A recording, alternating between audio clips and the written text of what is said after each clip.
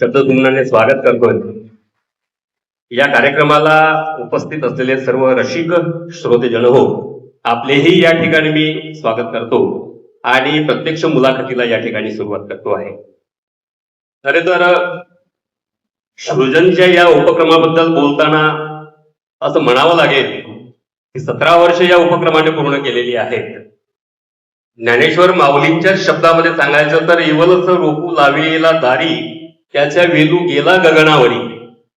आशिष दादा, आपण लावलेलं इवलच रोप फार मोठं झालंय व 17 वर्ष त्याला पूर्ण झालेली आहेत आणि 17 वर्ष एखादा उपक्रम चालविणं यासाठी लागणारं समर्पण वृत्ती, सेवाभाव, योगदान हे सर्व आपण आणि आपल्या टीमने दिलेलं आहे। यासाठी सर्वप्रथम आपलं टाळ्या वाजवून आपलं कौतुक झालं पाहिजे। म्हणजे संविधानानुसार 18व्या वर्षामध्ये आपण पदार्पण केलेलं आहे। संविधान असं म्हणतं की 18व्या वर्षामध्ये जे आपलं एखादी व्यक्ती 18 वर्ष पूर्ण केलं की ती सज्ञान होते आणि आपला आता हा उपक्रम सज्ञानाकडे आपला त्या प्रवासाचा सुरू झालेला आहे। निश्चितपणे एका वर्षात ते सज्ञान होईल आणि आपला उपक्रम हा नेहमी असाच सुरू राहील, हा निरंतर सुरू राहील यासाठी मी आपणास शुभेच्छा देतो। लाल गुंजी डॉक्टर श्याम मोरकर लिखित ही कादंबरी आज ग्रामीण साहित्य प्रवाहामध्ये ही कादंबरी अत्यंत चर्चेचा विषय ठरलेली आहे। ही जी कादंबरी आहे या कादंबरीचं प्रकाशन 14 ऑगस्ट 2025 रोजी पुण्याच्या प्रकाशन संस्थेतर्फे याचं प्रकाशन झालं ऑगस्ट महिन्यामध्ये आणि या कादंबरीवरती चर्चा करण्यासाठी आपण आता या जून महिन्यामध्ये इथे बसलेलो आहे। म्हणजे विचार जर आपण केला तर ऑगस्ट महिन्यामध्ये ही प्रकाशित झालेली कादंबरी जून महिन्यामध्ये 9 महिने या कादंबरीला पूर्ण झालेली आहे।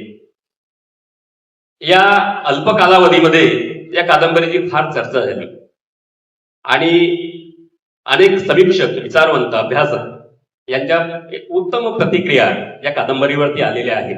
वर्तमानपत्रांमधून आपण त्या वाचलेल्या आहेत। तद्वतच या कादंबरीला 2 पुरस्कार प्राप्त झालेले आहेत।